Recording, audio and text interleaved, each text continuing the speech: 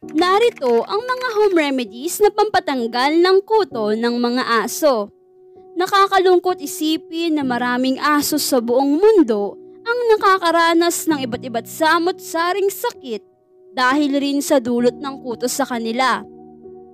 Gaya ng pagkakaroon ng allergy at galis. Ngayon, bago ko simula ng kwento kong ito, kapatid, inaanyayaan mo na kitang mag-subscribe sa aking munting channel, i-click ang bell button sa baba upang lagi kang ma-update sa aking mga latest na video. Alam nyo rin ba na ang mga karapatang mula sa aso ay maaaring magdala ng panganib sa mga tao? Ang Lyme disease ay isang bacterial infection na nakakahawa sa tao. Nakukuha ito sa mga kagat na kulay itim na mga karapata. Ang karaniwang sintomas ay nabibilang sa lagnat, sakit sa ulo, labis na kapagpagod. Ang Lyme disease din ay maaaring humantong sa neurological na sintomas, kasama na ang kawalan ng gana ng mga braso at binti. Karamihan sa mga famous celebrity ang nagsasuffer hanggang sa kasalukuyan ng mga ganitong klaseng sakit. Kaya na lamang ni Avril Lavigne, Yolanda Hadid with her kids, and Justin Bieber. Madre de Cacao Fresh Leaves with Virgin Coconut Oil. Ang Madre de Cacao ay isang mabisang paraan upang matanggal ang kuto ng ating alagang aso.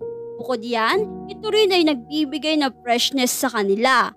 At gustong-gusto ng mga aso ang amoy ng Madre de Cacao. Pagaluin lamang ang Madre de Cacao at Virgin Coconut Oil at i-apply natin sa infected areas o maging sa buong katawan ng ating alagang aso. Ibabad natin ito sa kanila for at least 2 hours.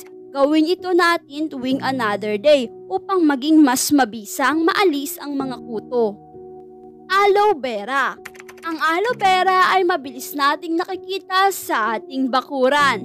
Ito rin ay multi-purpose plant, hindi lamang sa mga tao, maging sa mga aso. Nakakatulong ito sa pamamagitan ng pag-aalis ng kuto sa kanila. Aloe vera rin ay antiseptic.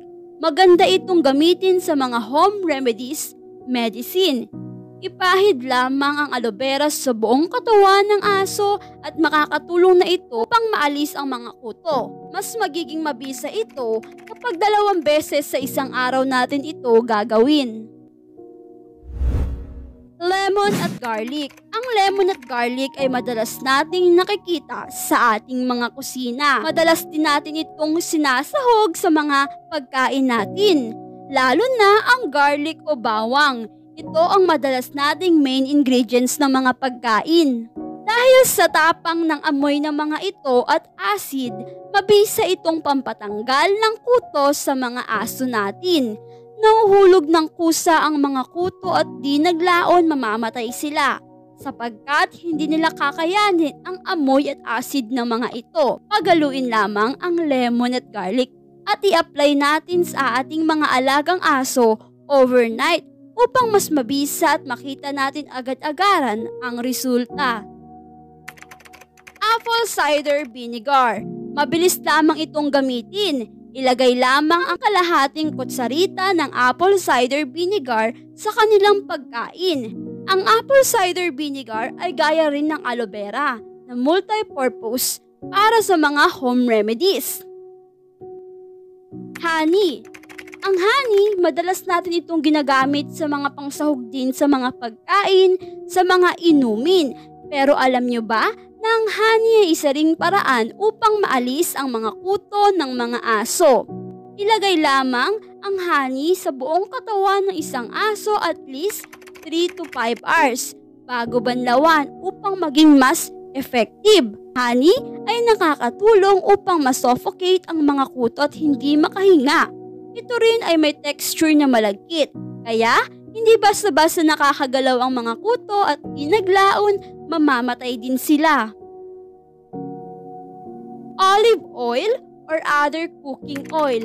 Dahil rin sa texture na madulas ang olive oil, ito ay nakakatulong upang maalis ang kuto ng mabilis. Nadudulas sila, hindi sila nakakahinga ng maayos at kusa silang nahuhulog.